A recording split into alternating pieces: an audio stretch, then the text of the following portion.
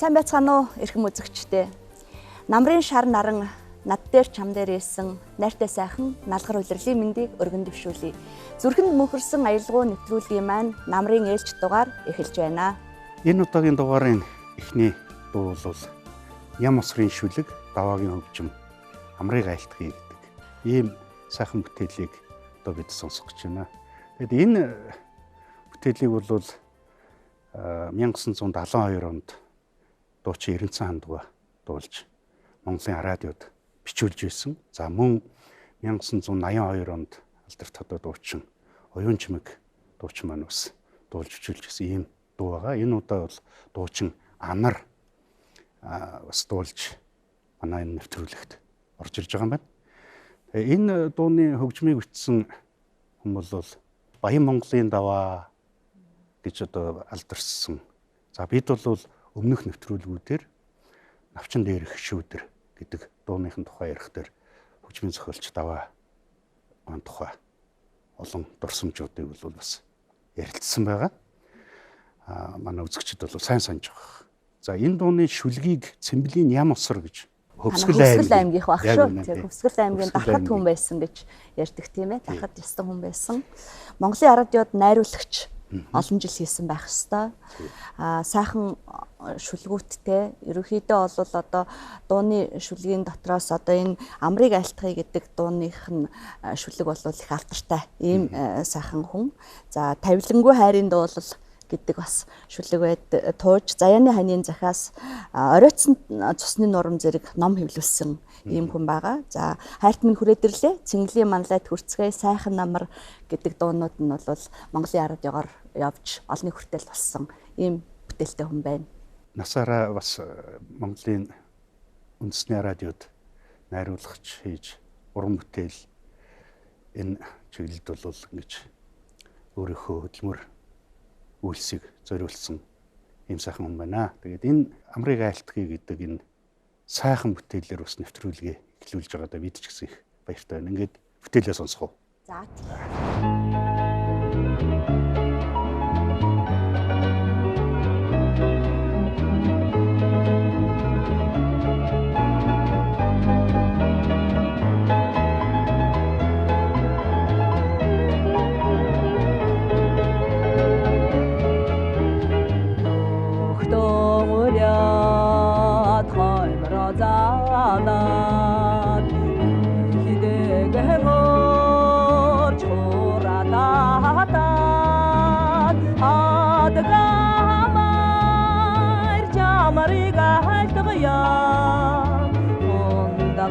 Мөргөө дамжит ёроо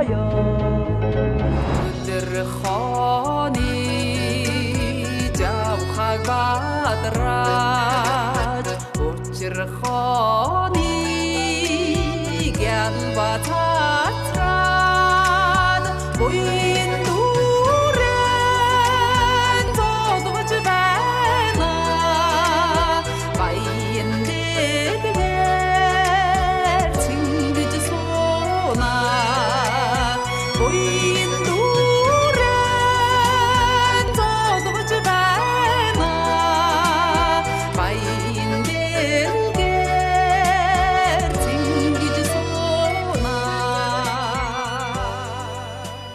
За их өрмөцөн сайхан бүтээлүүд бол ямар ч цаг үед үргэлж ингэж гэгэн дулаанаараа дурсамж дүүрэн гэж үлддэг гэдгийг нэг гэрч бол энэ бүтээл байна л да.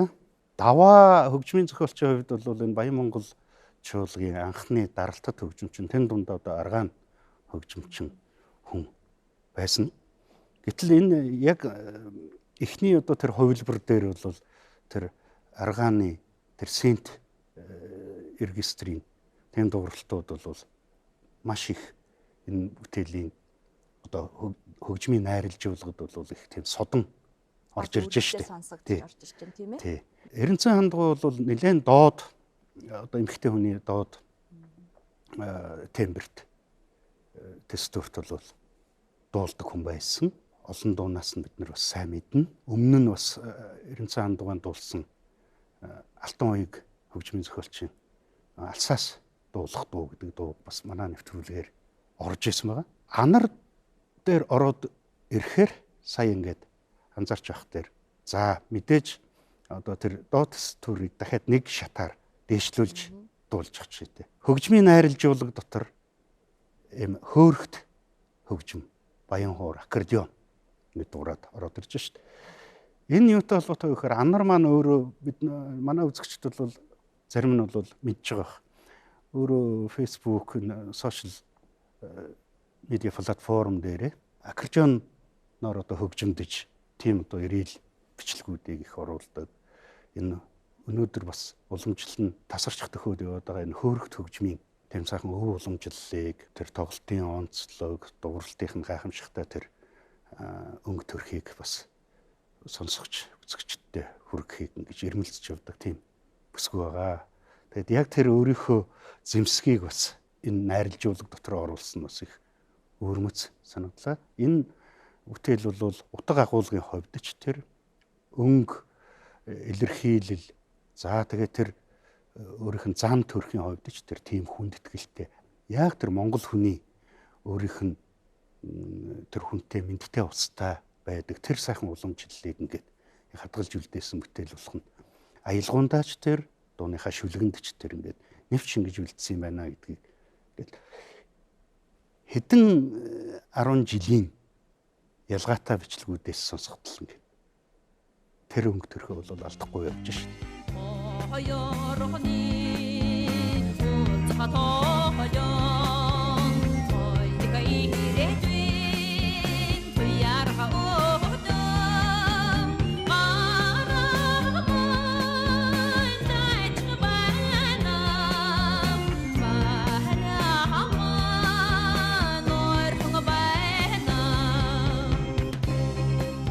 Тэгэхээр гайхалтай дуу тийм ээ. Оюун чимэг дуучин бол илүү их ритмтэй. Гэхдээ яг л нөгөө нэг хөгжмийн зохиолчийн анхны бичсэн их үүсгэлээр илүү их цоглог, илүү их гэрэл гэгээтэй өргөж дуулсан. Ийм л сэтгэгдэл төрж шít. Өнөөдөр шинээр бичигдээд орж ирж явах дээр нэг зөрүү гарч ирж байна. Жишээ нь аялгауны нотыг харах хэрэгтэй болж байна. Төгсгөл дээр нь задгай жижиг ритмүүд гэж ярьж байгаа. Тийм орж ирээд байгаа. Хатаган байраад амрыгай тагая гэж. Эренцэн хандгаа оюун чимэг дуучин хоёр дээр яг юм. Анар дээр болохоор хатага байраад амрыгай тагая. Нөгөө ард талын төгсгөлийн тэр нэг юм чимэглэл нуглаа маягтай орж ирсэн тэр ритмүүд бол түрүү нөгөө гахтайгаар баг асуудал болж нөгөө сошиал ертөнцид өрнөс нөгөө хулан хонгорын асуудалтай бас их ойрхон барьсантай адилхан байна гэсэн үг тий. Энийг бол яг л үнэхээр яг хөгжмийн мэрэгжлийн хүмүүс илүү их анзаарч сонсдог. За би жишээлх юм бол сая ингээд сонсож байхдаа сая өөрөө чи аялангууд яг нэрээ тийм биш дээ гэж ингэж харж байна. Тэгэхээр энэ бол яг нөгөө их зохиол маань ямар байна, нот нь ямар байна гэдгийг бол сэргээн дуулж байгаа дуучин болгон их үндэсээр тулгаж харж авах хэрэгтэй юм байна л гэсэн үг. Яг үнэ.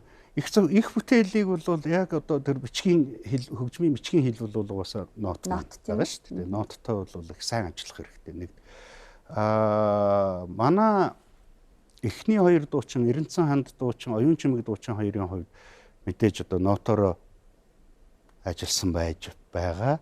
Нөгөө тал дээр их давуу тал нь бүгд хөгжмийн зохиолч тоогоо ойр байсан, хамт зөвлөж хийсэн. Энэ бол одоо давуу тал болж байгаа. Хоёулаа адилхан байна гэдэг бол мэдээж яг сая бидний ярьсныг бол баталж байна л да. Ингэж дуулагдах ёстой гэдэг. Тэр нэг дуунд нэг өрмөц юм заавал байх ёстой.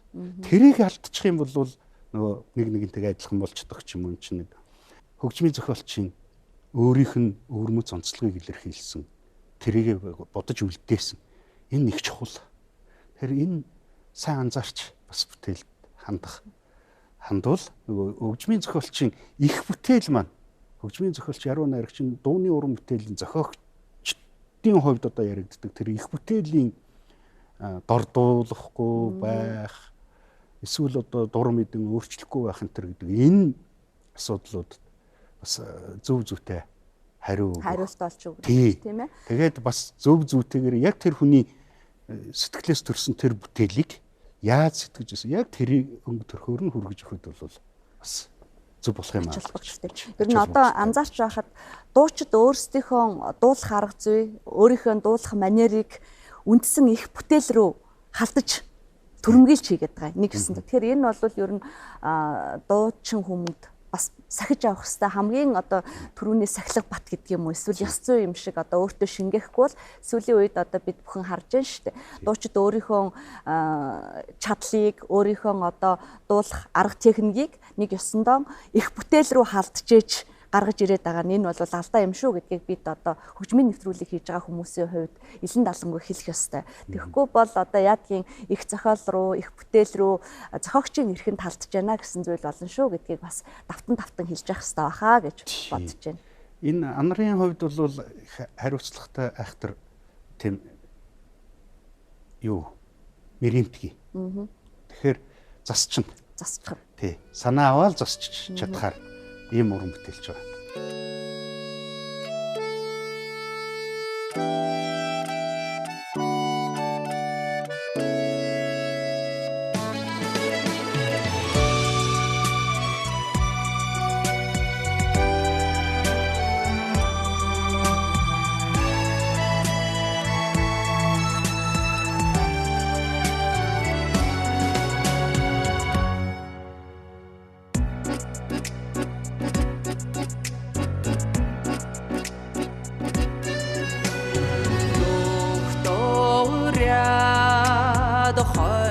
Далад итэгээ өрөөд хуурахад хатгаа бэрээд амрыг айлтгая хундгаа өргөөд амжилтыг өрөөё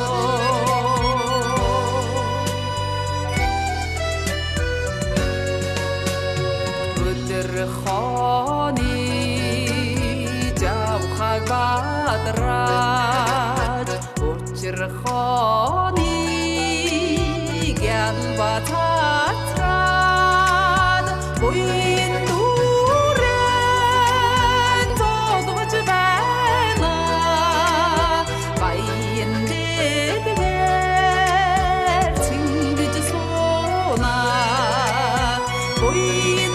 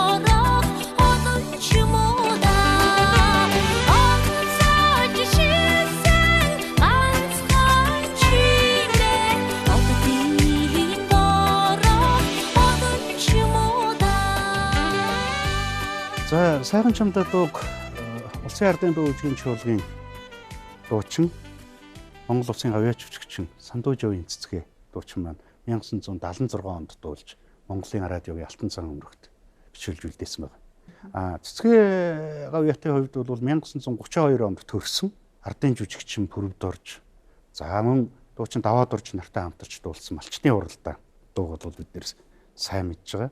1951-ээс 1956 оны хооронд бол цэргийн ансамблд буюу одоогоор цэргийн дуу үжгийн эрдмийн чуулгад дуучнаар ажиллаж байгаад 56 оноос тухайн үеийн соёлын яамны шийдвэрээр буцаад улсын ардын дуу үжгийн чуулгатай дуучнаар ирж ажилласан. 30 жил одоо сайхан амжилттай ингэж дуулсан ийм уран бүтээлч байгаа. Улсын ардын дуу үжгийн чуулга гэхээр манай залуучууд бол дунд насныхын тэр бол сайн мэдж байгаа. Одоогийн бол үндэсний урлагийн их театр болсон. Энэ сайхан театрын тайзан дээрээс одоо уран бүтээлээ ихэ анхны алхмыг хийж уран бүтээлээ ард түмэндээ төлөөлж явсан ийм сайхан уран бүтээлч байгаамаа. За энэ сайхан чамдаа гэдэг дуу бол дараа нь бас манай алдарт дуучин Мягмар сүрэн буюу одоо манай Ану дуучин бол бас одоо эстрад хэлбэрт оруулаад дахиад одоо өөр шинжилсэн ийм найралжуулаг хийгээд тэгээд их бүтээлч байдлаар ингэж ажилласан бид нэр бас сайн санаж байгаа хаа.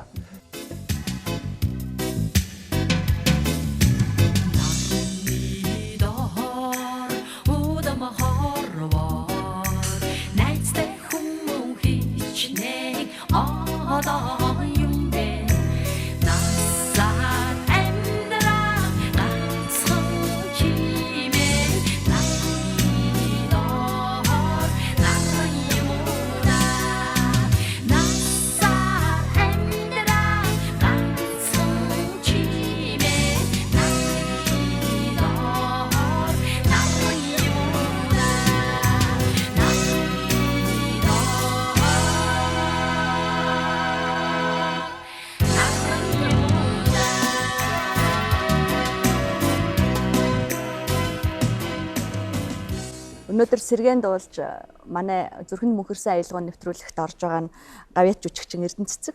Тэгээ би бас бодчихлаа манай Эрдэнэ цэцэг бол өстой ардын дуу үжгийн чуулгын бүтээгдэхүүн шүү дээ тийм ээ. Тэгэхээр яг л одоо Лувсан шаруугаан энэ гайхалтай бүтээлүүдийг бол ардын дуу үжгийн чуулга өвлөж үе үеийн дуучид нь сэргээн дуулж бүтээлүүдийг нь амьд явуулах үүргийг бол дээдсийнхээ өмнө хүлээдэг байх нэ гэж ингэж бодогдож байна. Их сайхан уламжлал. Сайхан дуу шүү тийм ээ. Тий. Анхнаас нь эхлээд сонсголоор зэрэг тэр цэцгээ дуучны дуулсан дээр одоо манай дуурийнхан дуулдаг мэрэгжлийн өнгө аяс гэж хэлдэг тийм ээ. Дуулалтын нарийн техникүүд харагдаад ингээл бүр за ийм дуу байсан билүү гэж бодогдож штэ. Дараачийн хоёр дуучны дуусныг сонсоод би дахиад түрүүний бид хоёрын ярьжсэн нөгөө нотны зөрөө байгаа юм биш байгаа даа л гэж бодлоо. Би одоо хөгжмийн хүн биш болохоор зэрэг зөвхөн сонсогчийн хувьд тийг санагдаад байна. Та тэрийг юу гэж бодсон бэ? Цэцгээ гавьяатын дуулж байгаа дээр бол мэдээж багшийнхаа удирдлагын төр дуулж байгаа шүү дээ. Зохиогчийн тавьж өгсөн их бүтээлээс гажуудуулна гэсэн ойлголт бол тухайн үед байхгүй шүү дээ. Манай Мягмар сүрэн дуучин Эрдэнэ цэцэг гавьяат хурдыг өөрчилсөн. Хурдан болгочихсон. Тийм бай. Тэгэхэд ийм хэмнэлтэй болгоцсон. Нэг нь бол өөрөө хэллээ шүү дээ. Мэргэжлийн дуучны дуулдаг концертын манайхан бол мэргэжлийн гэж яриад.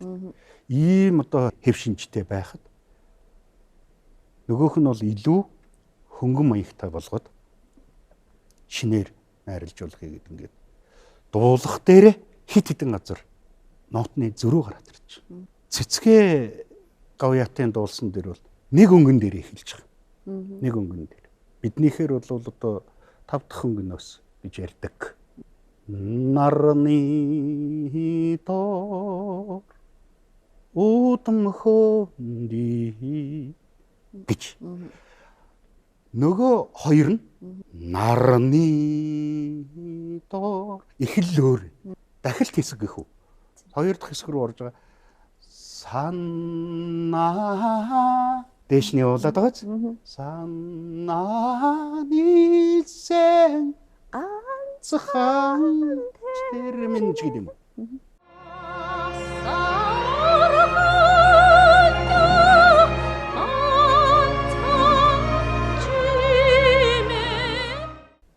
А нөгөөх нь их хялбар болчихж штэ. Тийм байна. Дараагийн хувилбар нь санаа нийлсэн гэж шууд л ингэ явчих. Гэхдээ зүрхэнд мөнхөрсөн аялгауны нэвтрүүлэг маань анхны их загвар буюу сэтгэл рүүгэн, хөгжим рүүгэн, анхдагч их усүр рүүгэн хандсан байдлаар сэргээн дуулахыг дуучидтан, уран бүтээлчдтэй уриалдаг нэвтрүүлэг учраас энэ тухай дахиад л бид хоёр эхний 2 дуун дээрээ л натны зөрүүний тухай яриад эхэллээ. Эрхэм зүрхэнд мөнхөрсөн аялгау нэвтрүүлгийн үзэгчид маань түүнийг оюун санаандаа тунгаан бодож зөв ойлгоно гэдэгт итгэж байна.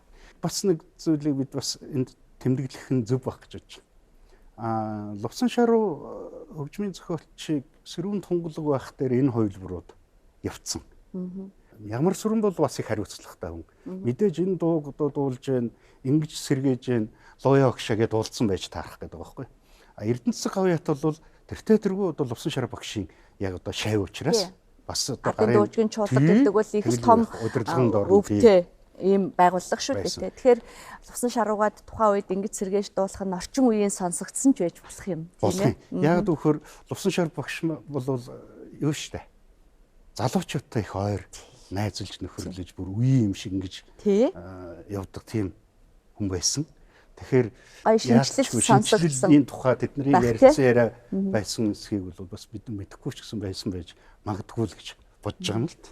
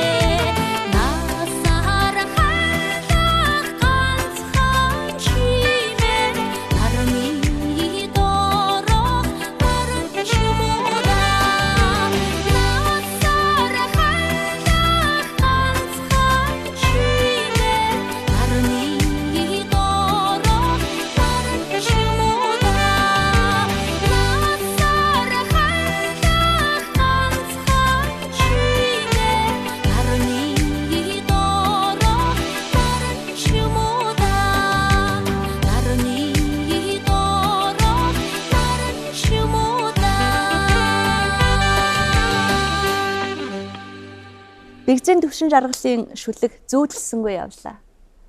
Янгарын хөгжим. Дуу сонсож байгаа хүнийг ч тэр дуулж байгаа дуучнаа ч тэр нэг зүүд зэрэглэлийн ертөнцид аваачиж чаддаг. Эд шидийн гимээр аялгаутай энэ дууны тухай ярих хэрэг болох нэ. Энэ дууны тухай ярихад хөгжмийн зохиолч, яруу найрагч, нөгөө дууны зохиогчдын тухай бол ярихаас гадна энэ дуучныг заавал дурдах. Төмөр хоёг гэдэг нөгөө дуучин. Ингээд зүрх сэтгэлийн одоо гүнээс ингэж ундарч гардаг тэр халигд салхисан авьяас билег. Ялангуяа энэ 1989 онд Монголын радиод Төмөр хоёг дуучин гавьяач бичгч дуулж бичүүлсэн. 89 он бол ерөөсө Төмөр хоёгийн 90 100 байсан байхгүй. Тий. Төмөр хоёггүйгээр бол Монголын дууны урлагийг төсөөлөхөд бэрх байсан цаг үед Тэр жинхэнэ цаг. төмөр хоёрыг цэрэн чимэд наргуугаар ийм цаг үед яг энэ дуу дуулж олон түмэнд хүргэжсэн.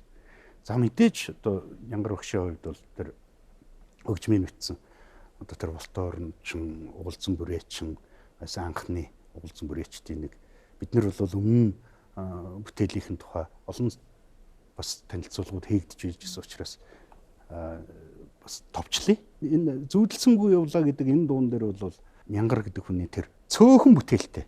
Тэгээ бүтээл бүхэн тийм дөрвтэй байхгүй. Жинт. Өөрийн гэсэн тэгээд нэг тийм онцлох юмтай. Яруу найрагч төвшин жаргал бас мөн адилхан шүү. Тий. Учиргүй их бичээд зузаан ном гаргаад ингээд байсан юм байхгүй боловч дууны урлагт ч гэсэн тийм олон дууны шүлэг бичсэн энтер гэж бол мэдэхгүй. Гэхдээ л дуулсан бүтээсэн дууныхын шүлгүүд дотроос нөө цэнгэр хангаа нутаг ш. Уул үйл нийлэн харагдах умрын цэнгэр хангаа минь. Тий. Тэгээд энэ зүүдэлсэнгүй явлаа. Төвшин жаргал яруу найрагч Чойнми Шавин. Тэндээс болж бас наан цаана бас нэг тэгж явсан шиг байгаа.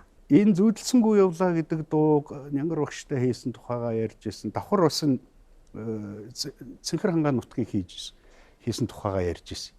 Тэр мөрөн голн шууган урсдаг мөнхийн цэнхэр хангаа минь хөө мөрөөн гарган тоглож өссөн мөрөөдөл болсон нутаг минь хөө. Тэгээд энэ мөрөн гол гэж оруулсан хөвсгөлийн юм баггүй юу. Тэгээд мөрөн гол гэж мөрөнгийн голоо хэлж байгаамаа би. Та их залтай хийсэн байна гэд бид нэр тоглож ирсэн тэгсэн. Бадраа багш зал хэрэглээд байхад чинь би яагаад хэрэглэж болдгоо юм. Яаж хэрэглэсэн гэсэн. Халуун илгэн нутаг гэдэг дуунда цэцгийн шимийг тэтгсэн цэнгэлийн хавар айлчлахад мөрөн голн дуугаа дуулж гэдэг нь мөрөн юм байна л да. Хөвсгөлийн. Мөнгө сардаг мишээдэг гэдэг нь бүрэн хаан болгоод байгаа байхгүй юу? Манай хангад байдаг. Ингээд мөнгө сардаг гэдэг шүү. Тэгээд энэ хоёр ингээд оруулцсан. Тэгээд Монголын дуу болгоч болж хахад би энэ дээр цэнхэр хангаа нутаг дотор оруулчих байхгүй юу гэдэг. Ямар сайхан юм тийм ээ. Ийм түүх хүрнж ийсэн. Бас энэ ташранд бас дуртахад татаа ингээд олон зүйл нуршилгуугаар хоёулаа ямарчсан дуугаа. За тэгээ сэргэн дуулж байгаа энэ удаа бол гавьч үчигчин Болбаатар. За тийм байна.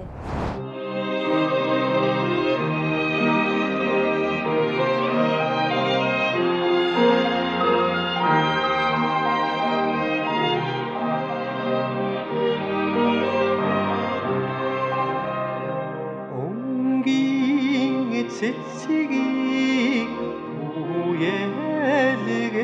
үелгэсээр өргөн талдаа баясаж явахдаа цэцэг бүхэн ондохон байдгийг цэгийн тунгаж ачсан явлаа. Зүрхний амаргаа олноо гэсээр зүрхний мөрөдөн эрсээр явахдаа насанда ганцхан заяагаа гэсээр наадах цаадахыг н бодсонгүй явлаа. Насанда ганцхан заяагаа гэсээр наадах цаадахыг н бодсонгүй явлаа. Зүүдэлсэнгүй явлаа тийм. Ачин сайхан. Энэ нэг хурдтай болсон цаг үед ийм бодлогошрол, ийм дотгошоон нулимс зандарсан, гадагшаан элбэрэл түгээсэн, тархинд бодол өгсөн дуу сонсно гэдэг яасан сайхан. Үнэхээр их сандсан байгаа юм байна төмөр хоёрыг дуучныг. Тий. Үнэхээр их санаж байгаа юм байна.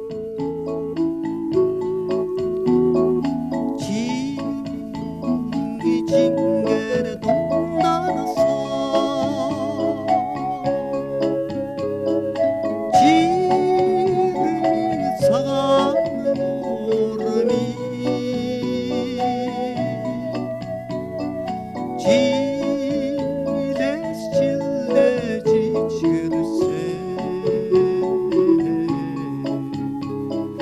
жаахан бүрийж Одоо эргээд бодглохлоор Төмөр хоёг шиг жаргал зовлон хоёрын дунд дэгдэж харээж нэг бол халтарч унаж явсан хүн дуулна гэдэг юухан ч юм битээ гэж бодогдож шít. Тий. Манай Болдоотор бас сайхан дуулжээ. Жохон хурдыг жохон энэ цаг үетэйгээ зохицуулаад тэрүү эсвэл одоо энэ найрлжуулахад одоо орж хөгжимдөж байж байгаа бүрэлдэхүүний өөрчлөлттэй холбоотой энэ янз бүрийн асуудлууд бол Болдоотор л одоо энэ дууг сонгож дуулна л да. Их цаваа дуулсан байна надад бол. тэгээд энэ хөгжмийн найрлжуулга бас ийм чухал ач холбогдолтой. Манай урлагийн хоёр зүтгэлтэй хөгжмийн зохиолч Бямбаяр хөгжмийн зохиолч хоёр бол их сайн найзууд байсан. Магадгүй эндээс бол энэ тухайн хийлийн чуулгатай чавтас хөгжмийн чуулгатай төгөлдөр хууртай дуулж байгаа энэ бичлэг бол Бямбаяр өгшин найруулга байх. Бид нар яг мэрэгжлийн хүмүүс учраас Мэдээд байна, мэдрээд байна. сонсоод тэгж баримжаалаад байна. Ер нь яг Тэрийг тийм бол ээ. бүгдээрээ Энэ хоёр ингэж харах дуучин Төмөр хоёг хөгжмийн зохиолч Бямбаяр хоёр бол бие биенийхээ сэтгэлийг маш сайн таньдаг, ойлгодог, уран бүтээлийн үе зайгүй хамтрагчд байсан. Одоо бодохноо энэ 90-ад оны ихэнх үед хоёулаа эдэр 9 хүйтэнд шүү дээ. Эдэр 3 9 хүйтэнд дараатан толтойтой. Гялгар шаахайтай хоёр адилхан юм явж идэг байсан. Бүр яг л үнэхээр нүдэнд өчигдөрхөн юм шиг санагдчих байна. Яг тэр үедээ Бямбаярын сайхан дуунууд, тэр ээжээс өрөөл хүсэх дуу, өр өвтгөх юм бүхнийг дуулж тий уйлж байгаад чиг дуул. Давдорж байгаа. Давдорж байгаа тий. Шүлгэн тий. Тэрийгэ хийсэн. Хийжсэн. Үнэхээр гоё байна. Энэ зүйдлсэнгүй явлаа дууг Болдоотryхаар сонсоод бас л үнэхээр энэ дууг дуулж байх хэвээр дуу шүү. Дуулагдаж байх хэвээр дуу шүү. Энэ дууг дуучин бүхэн өөрийнхөөрөө бүтээж хүн болгонд сонсгож байх хэвээр дуу шүү гэж хэлмээр тийм урам зориг төрж шít. Тий.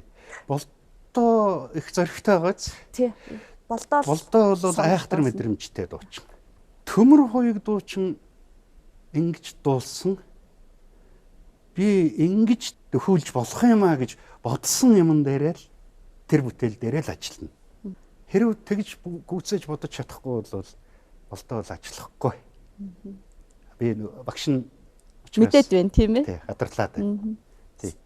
Сайхан байна. Тийм учраас ингэж бас юм сайхан гүйцэтгэлөө тэгсэн мөртлөө бас өөрийн гэсэн гүйцэтгэлтэй. Гүйцэтгэлтэй тий. Бас одоо дахиад би төвшин жаргал яруу наригчийн тухай сая би бодож сууна. Зүйдлсэнгүй явлаа гэдэг шиг дууны шүлгийг орчин цагийн яруу наригчид яагаад бичихгүй байна вэ гэж бас бодож байна.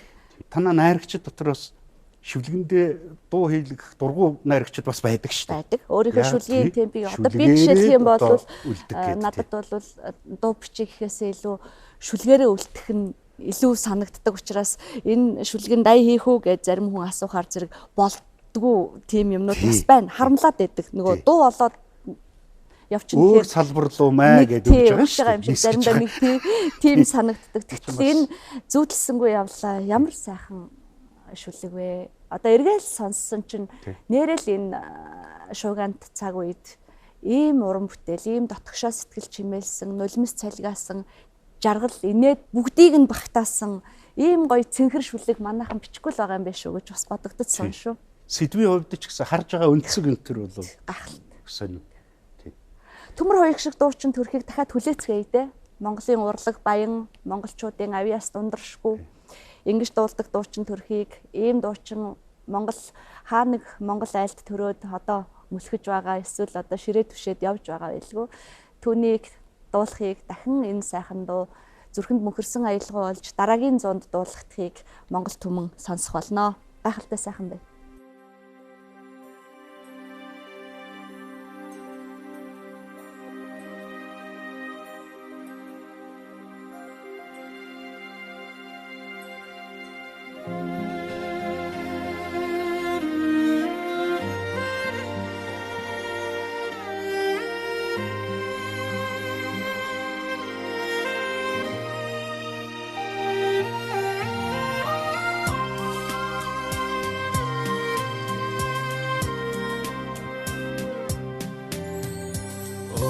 Цэцгийн цэцгийг түүе гэсээр өргөн талдаа баясаж явахдаа цэцэг бүхэн ондоохон байдгийг цэгнэж тунгааж амжсангүй явлаа цэцэг бүхэн ондоохон байдгийг цэгнэж тунгааж амжсангүй явлаа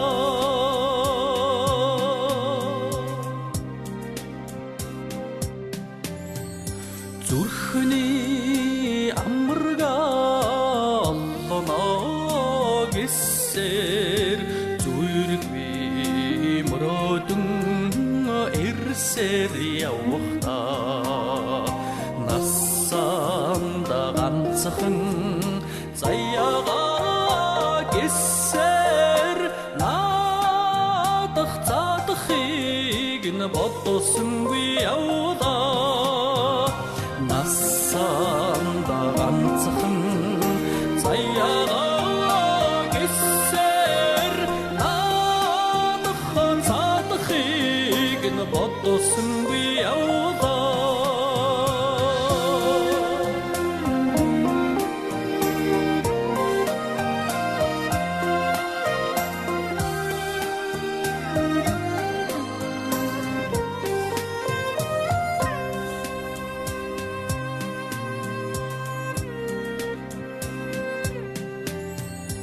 амьдралын үнэнч хайнаа гэсээр амраг чамайгаа мөрөдөн явахдаа аштын сайхнаар жарганаа гэсээр айлхан зүрхэнд зүудсэнгүй явлаа аштын сайхнаар жарганаа гэсээр айлхан зүрхэнд зүудсэнгүй явлаа аштын сайхнаар жарганаа гэсээр айлхан зүрхэнд зүудсэнгүй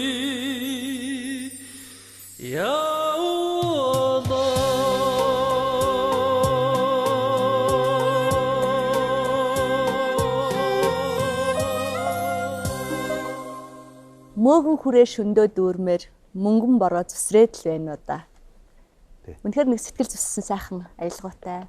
Монгол улсын ардын уран зохиолч, төрийн шагналт, соёлын гавьяа зүтгэлтэн, дөнгөтийн цоодлын шүлэг, хөгжмийн зохиолч, урлагийн гавьяа зүтгэлтэн энх хоёрын аялгау мөнгөн бороо гэдэг дууны тухай хоёулаа ярих болох нь. Энэ мөнгөн бороо гэдэг дуу мөнх хоёр дуучнаар хүмүүс төрсөн. Эхэлж тодруулж хэлбэл 1984 онд тухайн үеийн Хэлийн ба дотоодын цэргийн дуу гэж гинжүүлэгт дуучнаар ажиллаж байж байх дээр Монголын радиод бичүүлсэн байдаг.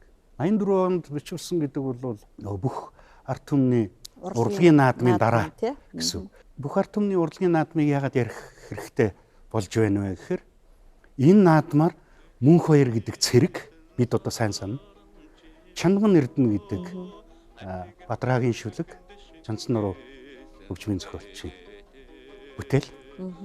Энэ дууг Ятгын дөрвөлтэй. Цоо шин тийм авьяас бэлэг Монголын дууны урлагт ингэж шин салхи өнөртүүлж, сэвсэлзүүлж ингэж орж ирж ирснийг бол тэр үед байсан. Яг тэрийг нүдэрээ харсан, чихээрээ сонссон хүмүүс бол одоо сайн санаж байгаа. Их гайхалтай сайхан цаг мөчийг эргүүлээд авчирч байгаа юм шиг санагдаж байна. Мөнх хоёр дуучинд их зөгтөг дуунуудынх нь нэг нь энэ мөнгөн бороо л доо. Тийм ээ. Энийний дараах нь одоо Хэлийн цэргийн дуу хөгжмийн чуулгад Гомсрынгийн их баяр гэж одоо хөх тэнгэр хамтлаг хожуу тийм ээ. Олон сайхан бүтээлүүдийн эзэн хөгжмийн зохиолчтой нэг дор ажиллаж таарсан байна. Инх баяр багш бол хойно Свердловск Уралын консерваторид найрал дууны удирдагчаар төгсөж ирэл яг одоо хэлийн цэргийн дуугийн чуулгад найрал дууны удирдаач, хөгжмийн удирдаач зэрэг албыг хашчилсан. Ер нь бүтээлнч тэр өөрөөч тэр их урууг хүн шүү дээ. Нөгөө юу байдаг үстэй хин юм бэ чи хин юм бэ охин тэр тийм бай тээ. Сүүн цагаан хурим шинэ жилийн шүн сайхан хотын гэрэлт гудамжаар алхаж явах сайхан гэдэг юм тийм. Олон дуунууд байж. Дандаа энэ рок попын гэж бидний одоо ярьж хэвссэн. Энэ урсгалын бол одоо топуудын нэг шүү дээ. Тэгтэл мөгөн хүрээ шөндөө дүрмээр гэдэг дуу энэ хоёр гэдэг хүнийг хийчихнэ гэж бол хинч төсөөлөхгүй байхгүй. Тэгэл хийсэн л байгаа.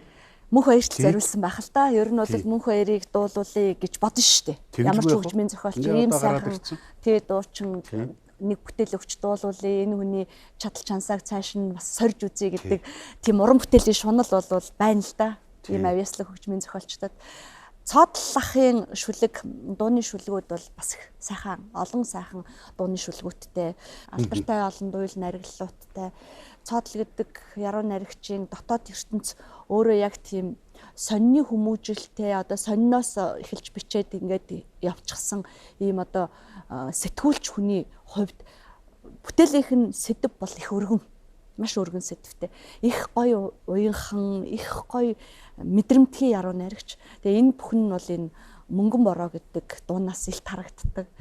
Тэгээд тэр нэг савхан хувингаар үнэн ганган тийм ганган тэгсэн мөртлөө ах яг Монгол ах тэр чигтээ Монгол ах.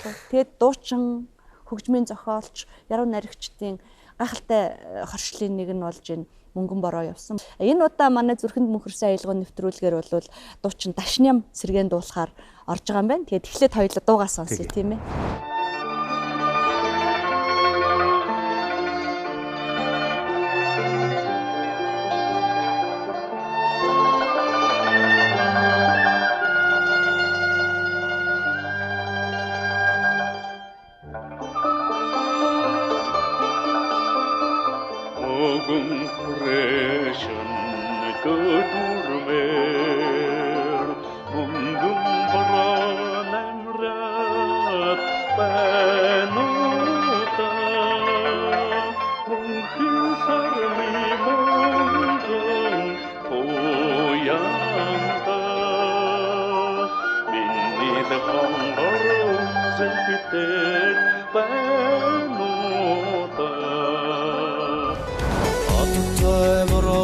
Саван дүүргээ орох бороноос дэжигэн аулуудаа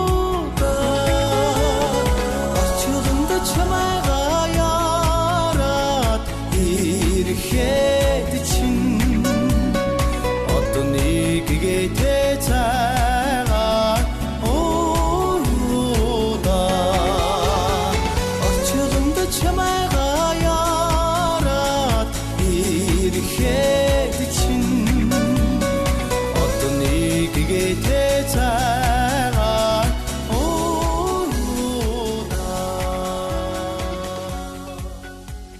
Түрүүн бол бид хоёр мөнх хоёр дуучны дуулсан тухай бараг үзэгчтэй сонсоогүй байх дээр нь бахан яриад өгчихсөн.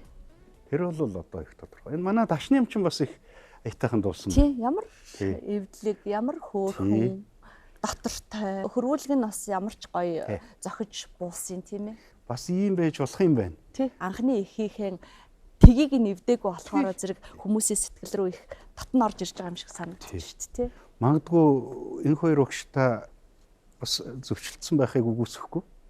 Дууны нэвтрүүлэг дээр ингэж та бүхнийхэн үгийг сонсож, хөгжмийн зохиолчтой үгийг сонсож, яруу найрагчдынхаа дууны шүлгийг ингэж үчижтэй гэд ингээд анхаарч харж суух тусам бол хүмүүсийн дотоод сэтгэл ямар их хөгжмөлөг, тэр дотор байгаа гуниг аль хэр байна уу, хэмжээ юу байна, дуучин уран бүтээлээ хийхдээ өөрийн болгож шинэ бүтээлийг сэргээн дуулахдаа яг аль шугамн дээр нь зогсож дуулж вэ, өөрийн бие гэдэг ертөнцийг зарлахын тулд дуулж уу, эсвэл хөгжмийн зохиолчийн ертөнц дотор ороод дуулж уу, эсвэл сонсогчийг одоо татахын тулд дуулж уу гэдэг бүх юмнууд нь ингэж харагддаг болт юм байна. Одоо энэ зүрхэнд мөнхөрсөн аялал маань бас хэд хэдэн оныг дамжаад явлаа. Энэ олон дууг сонсч ээж олж авдаг ухаан шиг байна. Одоо миний хүсэж байгаа зүйл гэх юм бол зүрхэнд мөнхөрсөн аялал нэвтрүүлгийн хойморт дуулагдаж байгаа үнэхээр монголчуудын зүрхэнд мөнхөрсөн энэ аялалгуунууд өөрийнхөө цаг үе бүхэнд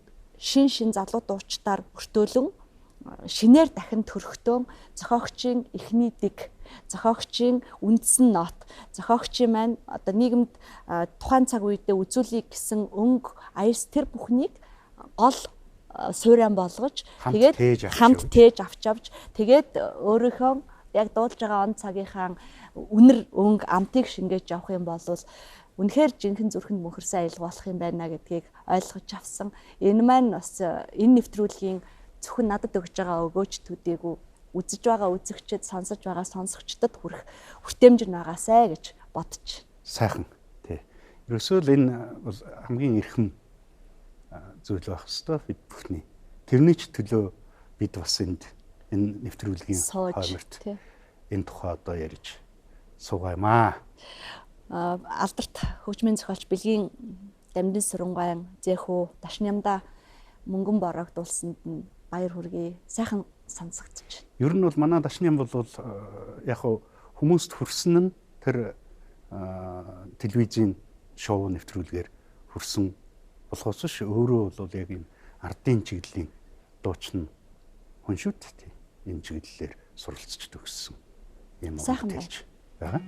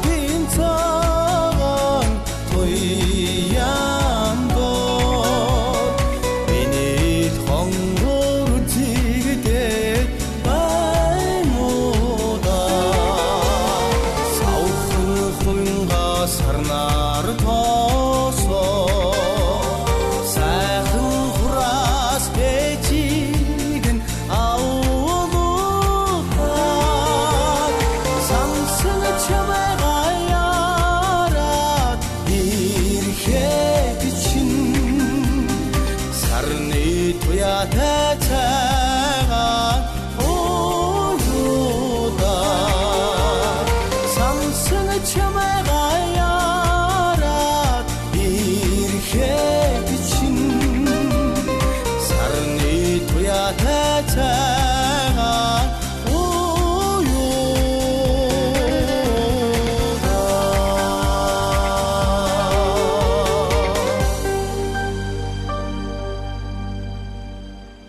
За дараагийн дуу маань Загтын Түмэн жаргалын шүлэг Шарвын хөгжим очоод залгондоо. Түмэн найрагч найзыгаа буюу одоо энэ шарв хөгжмийн зохиолчийг Свердловскт суралцж яаж ах дээр нь очоод үзээрэй гэд энэ дууныхаа шүлгийг өгч явсан. Оросд сурч ах дээр хүний нутагт гэр орноо санах тэр бүгд одоо бодож ах дээр нөгөө гинт найз нь шүлэг өгч явуулсныг санаад эргэж хараад энэ дууг бүтээж ирсэн гэж байна. Энэ дууг 1989 онд Монголын радиод Баасан хүү дуучин дуулж бичүүлсэн. Ерөөсөө энэ очоо золгондоо гэдэг дуу бол Баасан хүү дуучныг Нэрийн хуудас нь олж гарч нэрийн хуудас болсон дууны нэг л дээ. Хүрээний хөөрхөн Динсээ юу, хайрын шуухай, ардын дууны хандармаа баахан хүүхнүүдийн нэртэй дуудсан. Бүжин лам, жанцнаар ах үе тэрийн нөгөө Сүндрия дээр ингээд болсон. Тий. Амгалан гавьяат ярьжсэн. Баасан хүүг ардын дуу үжигийн чуулгын тайзан дээр ингээд дуулж байгааг нь хажуугаас нь хараад тэр үзэгчд одоо төдийгүй хажуугаас нь хараад сууж байгаа дуучид бүр ангаадаг байсан. Бид нэр одоо ингээд Баасан хүү шиг ийм гоё дуучин ардын дуу үжигийн чуулгын тайзан дээр хуучны энэ дуунуудыг сэргээж дуулаасаа гэж маш их хүсдэг. Ягаад гэвэл тэр тайз өөрөө дуучнаа өгүүлээд байд юм а гэж хэлчихсэн. Тэр сайхан одоо уран бүтээлч тэр тайзан дээр өөрөө амилж тэр тайзан дээр өөрөө амьсгалж явж байгаа хүнээс л тийм мэдрэмж төрнө шүү. Тийм шүү дээ, тийм ээ. Нэг нээгүүлнэ. Нэг нээ одоо дурсан. Уран бүтээлч хүн тайзаа өгүүлэхээс гадна тайз нь өөрөө бас дуучнаа өгүүлээд байдаг юм а гэдгийг мэдэрнэ гэдэг бол тэр нь яг дуучин хүн уран бүтээлч хүнээс л гарах тийм халуун сайхан сэтгэл л дээ.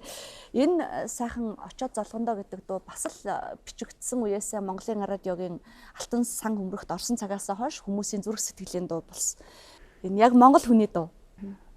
Энэ хийх шалтгааныг бол бас Шарв багш бол бас ярьдаг байсан л да. Одоо Чулуун хүү гавьяат Шарв хоёр их найз. Тэгээд л энэ хинтээ рүү ээж дээр нь очдог. Ээж нь л зөөрөөсөө хүүгээ ирэх тэр яг мэдээж өөрөх нь хүү болохоор гэж яач. Нөгөө Чулуун хүү гавьяат чи бүр хүндлээл тэгээд өөрт нь миний хүү одоо их л мундаг сургууль сурдаг сүрхээл олон жил одоо эрдэм хурааж байгаа гэсэн нэг Чулуун хүү шиг нэг тийм нэг дуу хийчих болдгоо юм нэг. Өөрийн юм болохоор тэгээд энэ дуу хийх нэг шалтгаан бол энэ байсан. Тийм байна тийм ээ. Тэгэхээр одоо очоод залгондоо гэдэг дуу бол ийм маш ойлгомжтой өвгтэй илүү их одоо нийтэд дэлгэрэх үйц гэж одоо бодож болно. Тэгжил очоод золгондоо төрсөн юм да гэж манай Шарв багш ярьдагсан тий. Тэгээд Шарв хөгжмийн зохиолч тэр сольсон мөрн өөрийнхөө нутагт байдаг өөрийнхөө тэр яг санааг оруулах гэдэг шүү. Холбоо нуурын цэнхэр мэлмид цантаад үлдсэн нутагтай Хуртай зууны ихэнх сардан очоод залгондоо. Хуртай зууны ихэнх сардаа л очиж шүү дээ. Тийм. Оросд байгаа юу гэдэг. Холбоо нуур гэдэг нь бол тэгэхээр Хинтээ аймгийн Жаргалт хааны тэнд байдаг л одоо нуур бахан дээ. Сайхан юм. Тэгэхээр одоо гайхалтай. Яруу найрагч Загтын Түмэн жаргалын тухайд бид юу хэлэх вэ? Төв аймгийн Ухтаал цайдам сумын уугуул энэ хүн бүх насаараа их шигтэй амьдарсан. Сонины сэтгүүлч, нийгэм улс төрийн зүтгэлтэн, төр нийгмийн зүтгэлтэн тийм хүн боловч дууны урлагт өөрийн гэсэн Загтын Түмэн жаргалын дууны шүлгүүд гэдэг том ай хэмнэлийг татаж чадсан хүн. Түмэн жаргал гэдэг яруу найрагчийн өөрийнх нь дотоод ертөнцийн гоё Салаа хархан гэзгэн дээр чинь тууцан цэцэг ахаад ургахгүй гэж эхэлжсэн бол ус мөрөн олон чиг сэлэнгийг минь яаж гүйцэхвдээ, улс гүрэн олон чиг Монголыг минь яаж гүйцэхвдээ гэж томордог тийм сэтгэлүүд. Тийм их том агуулгаар шүлгүүд нь тэр олон хөгжмийн зохиолчдтой хамтрахад тэр хөгжмийн зохиолч бүхнийхээ онцлогийг мэдэж шүлгээн бичиж өгдөг байснаар нь бүр бахархдаг. Хүнийг мэдрэнэ гэдэг гайхамшиг шүү. Тэр дундаа хөгжмийн зохиолчийн дотоод сэтгэлийг мэдрэнэ гэдэг бол хэрийн яруу найрагчид одоо төрдөг, заяадаг тийм том хувь тавиланч бас биш тийм. Төмөө найрагч болохоор багшийн анхны мэрэгжил нь бага ангийн багшийн сургууль төгсөн шүү дээ. Шарван багшийн сургууль төгсөн. Хөгжмийн багшаар. Хоёулаа нэгдүгээр сургууль багшаар хуваарлагдаж очисон хүмүүс юм шиг байлээ тийм ээ. Тэнд байж хах тэр нөгөө алдартай сургууль минь баяртай багштай үстэй тийм ээ. Тий. Нэгдүгээр сургуулийн захирал байсан. Захирал нь та хоёр сургуулийн баяртайг сайхан дуу хийсэн. Одоо та нар багш нарын тухай өөрснөө багш болсон багш нарын тухай дуу хий гэж даалгавардж байгаад хэлгсэн гэсэн. Гэтэ даалгавраар төрсэн дуу гэхэд одоо ер нь одоо за энэ очиад зоолгондоо дууг бол энэ удаа соёлын тэргүүний ажилтан очир сайхан сэргээнд болсон. Тий. Тэгэхээр очир сайхны дуулснаар сонсон харьцуулж сонсох нь бол өмнөх дуучин Баасан хүү дуучны хар харьцуулж сонсон.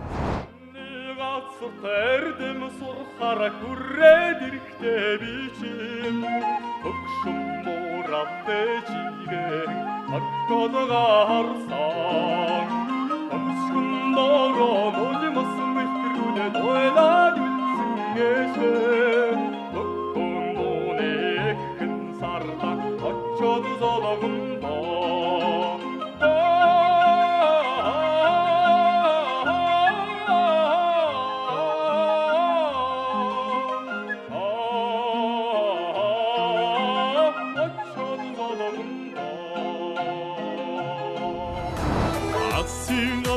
эрдэм сурхаар хүрээд ирэхдээ би чинь азай бороо мигаа орхоорсон да айнсны дороо нулимс мижмрүүлээд уйлаад үлдсэн аваа алдаг цэцгийн ихэн сарда очоод зологондоо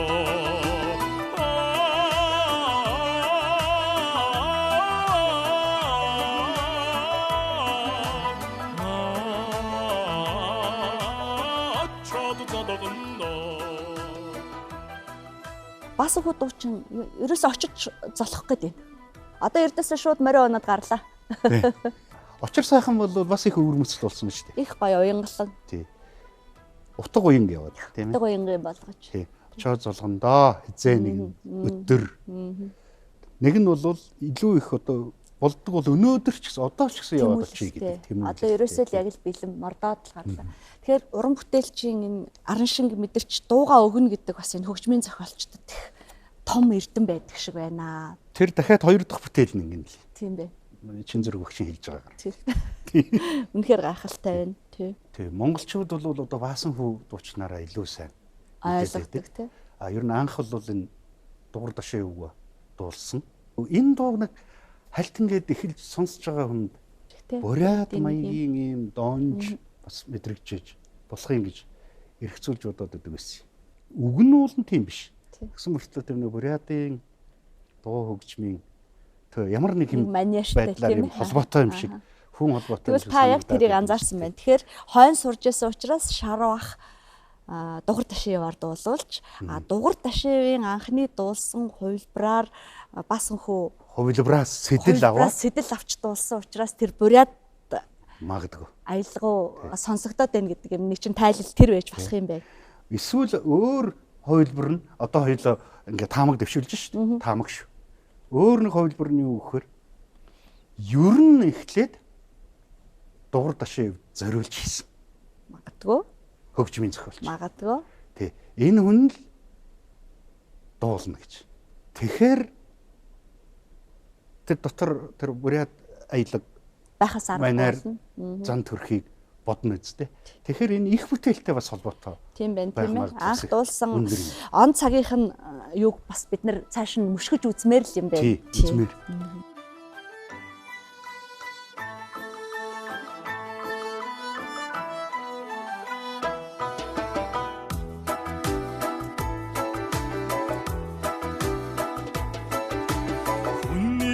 газар эрдэм сурхаар хүрээд ирэхдээ би чинь хөгшин буурлаа жилгэн орхоо гарсандаа Хөмскүн доороо нулимс мэлмрүүлээд ойлаад үлдсэн ээжлээ Хөхөн дууны ихэн сарда очоод зодгондоо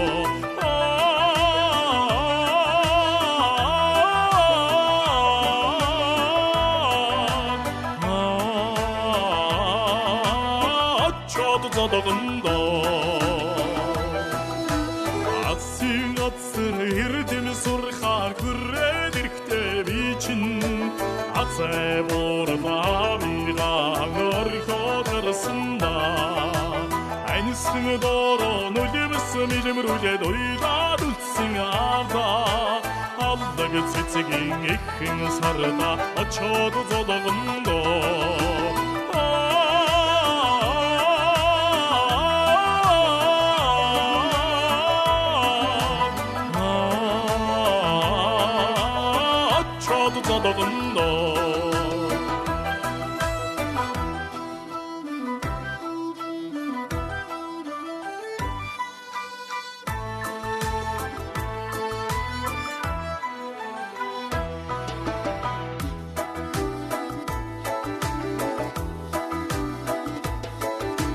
Холлын газар эрдэм сурхаар хүрээд ирэхдээ би чинь хорвоод ганцхан нутаг усан орхоо гарсандаа Холбоо нуурын цэнхэр мэлми цантаад үлдсэн нутагтаа Хортай зумны ихэн сарда очоод зодгондоо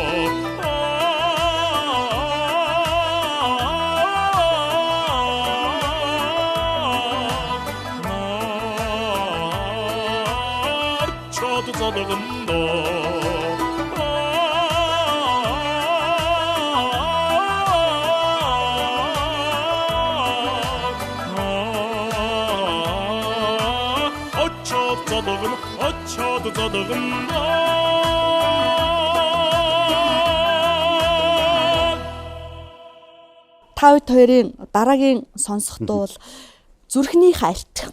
За. Бандийн үг Цэвгээгийн аялгау Зүрхний хайлт. За дуучин гавьяа жүжигчин Цэрэнд олгор бол 1963 онд Монголын радиод бичүүлсэн. За Сүрэнгийн Цэрэнд олгор гэдэг дуучин бол олон сайхан дуу дуулсан. Түүний дотроос миний одоо их дуулснаар нь сонсох дуртай дуу бол нөгөө Алдарт намун байгаль. Энэ дотроос энэ Зүрхний хайлт гэдэг дууг 63 онд бичүүлснээсээ хойш л монголчуудын зүрхэнд мөнхөрсөн аялал болсон дуу да. Дуугаа сонсох гэх. Тэгээ. Энэ удаа Баяр гişиг. Баяр гişигтэй дуулж байгаа маань сэргийж. За дуугаа сонсох.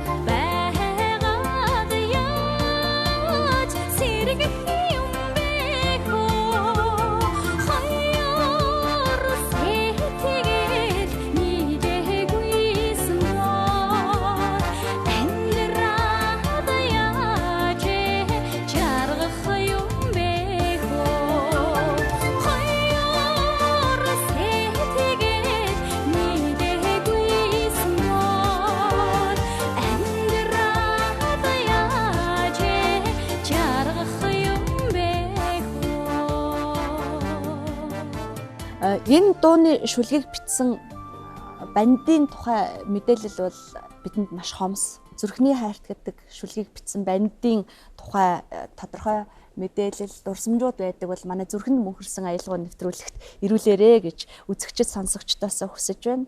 Харин хоо хүүгийн цэвгээ бол Увс аймгийн Тэс сумын уугуул хүн. Гой намрын гол, Тэс гол гээд дууг анх зохиож дууны уран бүтээлээ эхэлсэн. Энэ дуунд нь зориулж нутгийнхнаа нь бол бүр хөшөө осгосон байдаг. 51 оноос 93 оны хооронд дуу, магтуу, жүжиг гээд ер нь бол хоо хүүгийн цэвгээ гэдэг хүн бол Увсын театрт одоо үндсэн бүх уран бүтээлүүдийг нь тойруулж өгсөн ийм алдартай урлагийн гавьяа зүтгэлтэн хүн. Олон сайхан бүтээлүүдийг одоо ардын гэж одоо хэлэгдэл хийсэн хүн юм байна шүү дээ. Тийм үндэсний ясны цэвгөөгийн тухай бол би их баг мэддэг юм байна. Миний хувьд бол бүр тэр тэгж ярил бүр энэ зүрхний хайлт гэдэг энэ дуу бол за төмөн амтнд дууссан. Ёстой ардын дуу шиг дуулсан бүтээл энэ дан хөгжмөр нь шогшоо бүжгээ хүртэл хийн шүү дээ. Тийм шүү дээ нэрээ тий. Сум тий. Орон нутгуудад тэгээд ингээд явдаг. Тэр дуу маань. Тэгтэл энд бол энэ цэвгээг бол мундаг хүн байсан юм байна. Нэвтрүүлгийг маань бас нэг өрөөгөөж ач холбогдол бол энд оршдог. Цөөнч гэсэн сайхан бүтээлтэй тэр хүмүүсээ бас бид нээх эргээд энэ дурсах зохиолыг нь уламжлуулах, ил гаргаж сурчлах, дахиж одоо хүмүүстэй хойч үедээ танилцуулах, өвлүүлэх ийм боломжийг бас олгодог. Ийм ач холбогдолтой нэвтрүүлэг. Бид ч гэсэн бас энэ нэвтрүүлгийг хийгээд явж ах зам мэдэхгүй зүйлээ мэдэх, бусад одоо мэдлгүүдээ хуваалцах гэх мэтлэн. Сайхан өгөөж бол дүүрэн ажил шүү дээ энэ. Түүний адил энэ хоо хүүгийн цэвгээ гэдэг 1977 онд Увс аймгийн Декати үеэр урлагийн гавьяа зүтгэлтэн цол хүртсэн мундаг хүн биш үү? Тийм байна, тийм ээ.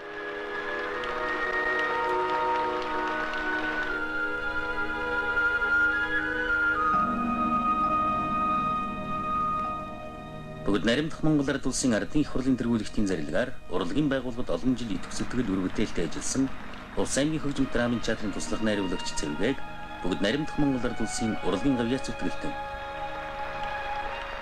Хөдөө орон нутгийн театр чуулгыг нуруундаа үрч энэ үндэстэн ясны ардын урлаг тэнд байгаа гайхалтай өв тээгчдийг улсын тайзан дээр гаргаж ирэх тэр үүргийг гүйцэтгэжсэн хүмүүсийнхээ тухай эргээд дуулсаж байгаа маань гайхалтай сайхан байна шүү дээ. Цэвгээгөө 53 оноос клубийн хөгжмийн багш байсан гэж. Тэгээд 64 оноос Увс аймгийн соёлын ордонд найрал дууны багшаар, 74 оноос хөгжим драмын театрын туслах найруулагчаар, 78 онд Өмнө Говь сумд клубийн эрхлэгч ардын театрын найруулагч гэдэг. Ерөөсөө ингээд үргэлж ажиллаа явцсан байгаа байхгүй. 83 онд хөгжим драмын театрын туслах найруулагч, жүжигчин. Тэгээд энэ хийжсэн одоо бүтээлүүдийн товчооноос харахад намрын гол экэл нам болох биш зэрэг дуу, эвэн алнавт зүүдлээд сэрсэн зэрэг дуу бүтээсэн гэдэг. Тэ. Энэ бүхнийг ингээс харахаар зэрэг энэ орон нутгийн театр чуулгын хөгжлийг энэ хүртэл авч ирсэн сайхан хүмүүсийнхээ бүтээлүүдээр бид нар бас нэг дагнсан ийм зүрхэнд мөнхөрсөн аялал хиймээр л байгаа юм тийм ээ. Энэ сайхан бүтээлүүдийн артал уран бүтээлчийн тухай мэдээлэл ховор ийм бүтээлүүд бас олон байгаа шүү дээ. Тэр бүхний одоо нэг нь бол жишээ нь Бандуган тухай бол мэдээлэл алга шүү дээ. За Сүрэнгийн Цэрэн Долгор дуучин бол 1945 онд Увс аймагт төрсэн. Цагаан хайрхан сумд төрсэн юм байна. 62 оноос улсын ардын дуу үжгийн чуулгад ажиллаж байгаад одоо 30 гаруй жил урлагт хүч хөдөлмөрөө зориулсан юм нэртэй сайхан дуучин. Улсын ардын дуу үжгийн чуулгад ажиллаж байгаа 73 оноос одоо 90 он хүртэл Ховд аймгийн хөгжим драмын театрт ажиллаж байсан байна. Тэгээд Ховд аймагт ажиллаж байхад нь тухайн үед Цэргийн дуужгийн чуулгын одоо уран сайхны удирдагч Төмөр Батгай авчирч эргэж одоо унган театрынхаа тайзан дээр, хотын театрынхаа тайзан дээр дуулж нэлээд хожуу улсын гавьяа жүжигчин цол хүртсэн юм уу гэж би бодсон. Дуугийн минь чи дуулаарай, дуулсан дараа гэдэг. Цэрэн сургуун. Их олон сайхан дуунууд байна тий. Дассан сэтгэл тийм ээ. Дассан сэтгэл. Дуунд дуртай болов. Ийм олон сайхан дуу дуулсан гахалтай сайхан уран бүтээл.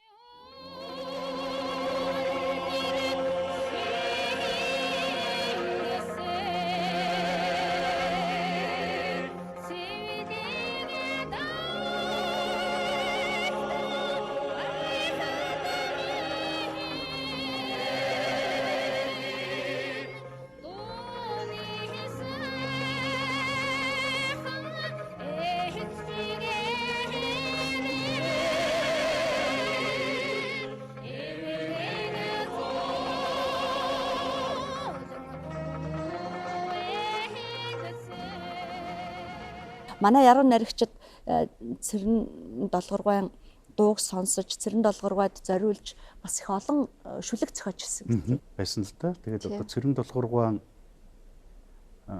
дуулж үлдээс энэ бүтээлүүдээс нь одоо нэрлээд бол бид нар барахгүй олон бүтээлүүд байж байгаа. Тэндээс гадна бол бас энэ дуур, жүжигийн дөрүүд Хөгжим драмын театрынхаа тайзан дээр бүтээсэн дөрүүдийг бол бас бид нар жүжигүүдтэй тийм хэлэх хэрэгтэй. Тийм. Бид түрүү ярьлаа л да.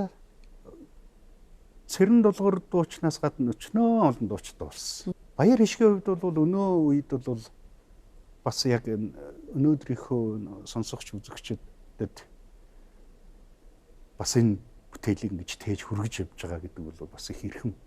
Шөөж одоо цаашаа бүтээлүүд дээр илүү сайн чамбарч, илүү сайхан дадлагдчих хүлээлт үзэгчдтэй одоо үлдээж чадсан тийм залуу уран бүтээлч гэж ингэж хүндэтгэж явдаг. Тэгээ баяр хишгтэй бас баяр хүргээд амжилт хүсье.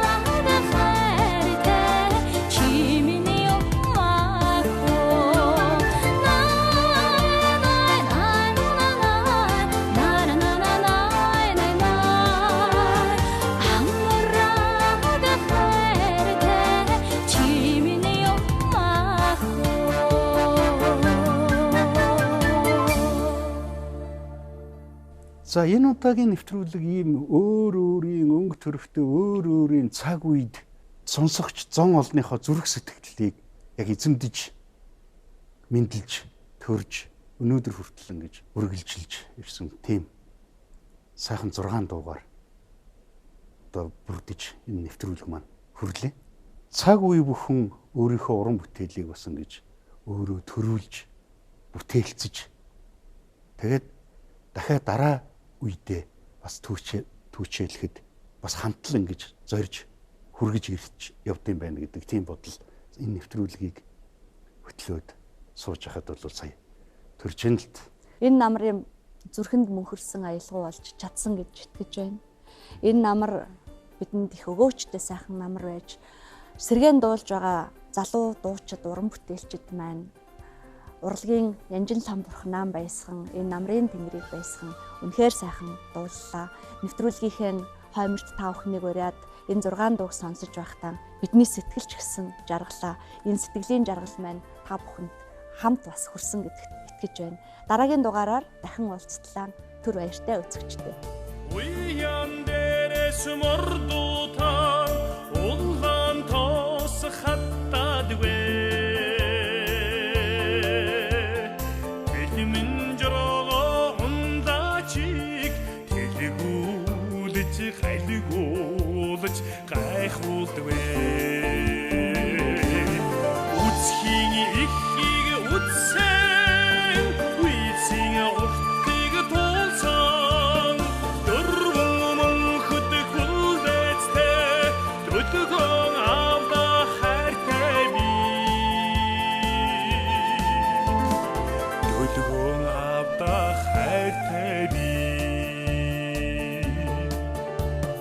Ургах наран